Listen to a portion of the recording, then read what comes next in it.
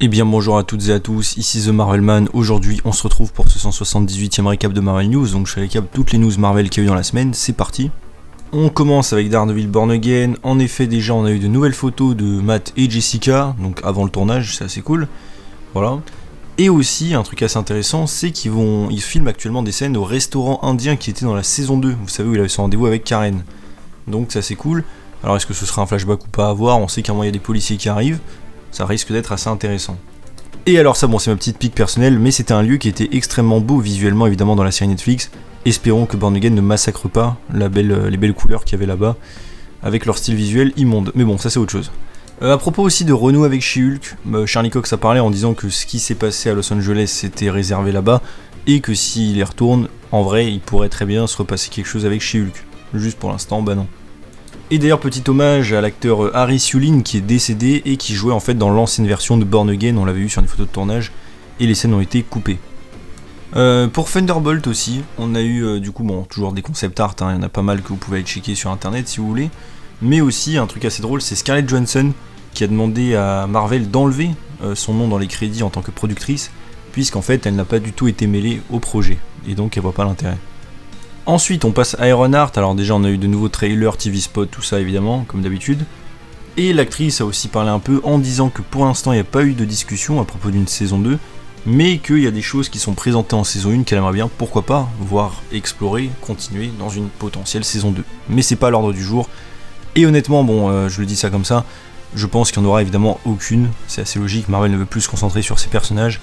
Et en plus, vu la galère qu'il y a eu déjà pour la première saison, et malheureusement, probablement le bid qui va en suivre, ça paraît très peu probable.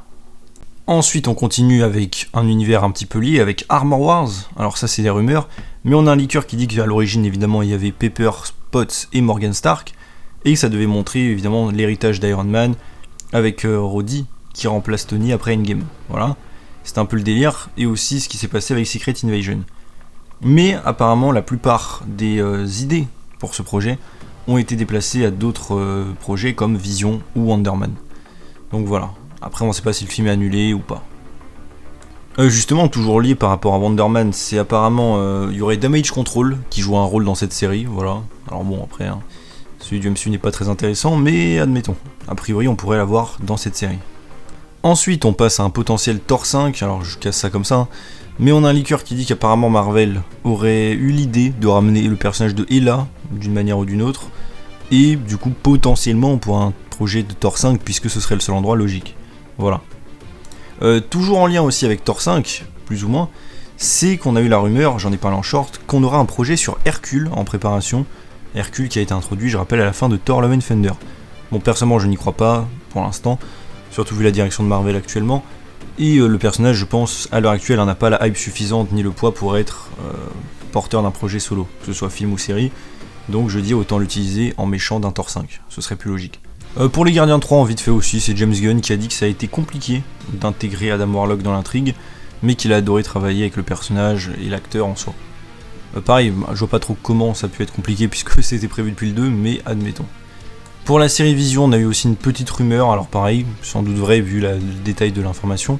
C'est un leaker qui dit que Vision en fait est à la recherche à un moment de ses souvenirs et de son humanité, et il voyage à Madripoor, et là-bas il tombe sur Ultron en forme humaine. Alors bon, ça me paraît très bizarre à voir comment ça a été exécuté tout ça, mais pourquoi pas après, qu'est-ce que Vision fera à Madripoor? Pourquoi il y aurait Ultron là-bas en forme humaine? On verra. Ensuite on passe à Avengers Doomsday avec pareil, chose intéressante. Déjà on a des gars d'un podcast qui s'appelle Just the Nobody, Ryan et Daniel, qui ont été castés dans un rôle inconnu. Bon, c'est très surprenant, mais on verra. On a aussi la doublure de Hugh Jackman, qui a mis des photos par rapport au studio où tourne actuellement Avengers Doomsday. Donc voilà, d'ailleurs Hugh Jackman s'entraîne, donc potentiellement pour revenir, je suppose. On a l'acteur de Diablo qui a dit que c'était super cool de revenir, et que c'était mieux qu'avant, presque une guérison, puisque vous savez, il a pas trop aimé jouer le rôle à cause du maquillage à l'époque, et qu'il a évité les blockbusters depuis, donc c'était assez cool finalement de revenir et de faire la paix avec ça, en gros.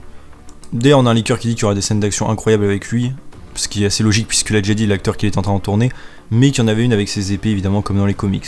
On verra si c'est vrai. On a Chris Evans aussi, donc Captain America, la torche humaine aussi, qui a dit que c'était triste de pas être de retour, mais qu'ils vont faire un truc incroyable, que ce sera encore plus dur à la sortie du film, quand il verra le film et qu'il aura l'impression de ne pas avoir été invité.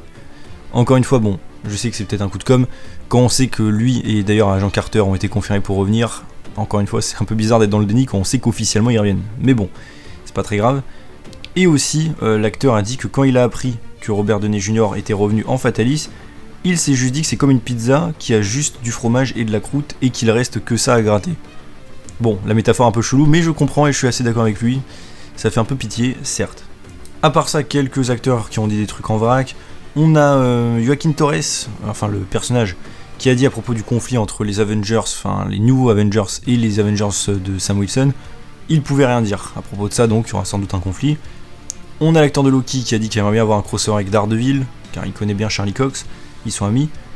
Scarlett Johansson dit que si elle revenait en tant que Black Widow, la moitié de la population remourra puisqu'il n'y a plus la pierre de l'âme. Bon, en fait non, ça changerait rien, mais admettons. Et on a aussi Ironheart qui dit que peut-être elle est dans Secret Wars et dans Doomsday, qu'on verra, mais que voilà, à voir. Honnêtement, moi je sais pas si elle y sera, mais ce sera assez cohérent, puisqu'en vrai elle connaît déjà des personnages qui seront là. Pour les 4 Fantastiques aussi, alors quelques petites news en vrac. Déjà, un des scénaristes a dit que ça allait explorer comment les univers et les mondes se connectent puis mergent ensemble, donc probablement des incursions, des choses comme ça. Encore une fois, c'est le dernier film avant Avengers, évidemment il faut commencer à parler un petit peu de multivers et préparer les choses. Donc ça me paraît assez évident qu'il y aura tout ça. Et on a aussi apparemment le film qui fera 2h10, ce qui en ferait donc le plus long film 4 Fantastiques à être sorti au cinéma. En espérant évidemment que ce soit cool. Et enfin, et ça j'en parlais déjà la semaine dernière techniquement, donc c'est pas vraiment nouveau, mais pour les Midnight Suns, on a un leaker qui dit que c'est de nouveau en développement. Donc le film, a priori, serait de nouveau sur pied. Après, comme j'ai dit, la semaine dernière, il y avait déjà un autre leaker qui en parlait, donc en soi c'est juste du recyclage, je pense, d'informations, mais je le mentionne quand même. Et je rajoute dernière minute, on a eu la rumeur d'un nouveau projet Marvel, une série réalisée par Dastin Daniel Cretton, donc, qui s'est occupé de Shang-Chi, Spider-Man Brand New Day, et un petit peu de Wonder Man. Et voilà, c'est déjà tout pour ce 178e récap de Marvel News, j'espère que ça vous a plu, si c'est le cas, n'hésitez pas à vous abonner, liker, commenter, partager, activer la cloche, à me suivre sur mes sociaux en description, et on se retrouve bientôt pour une nouvelle vidéo, salut tout le monde.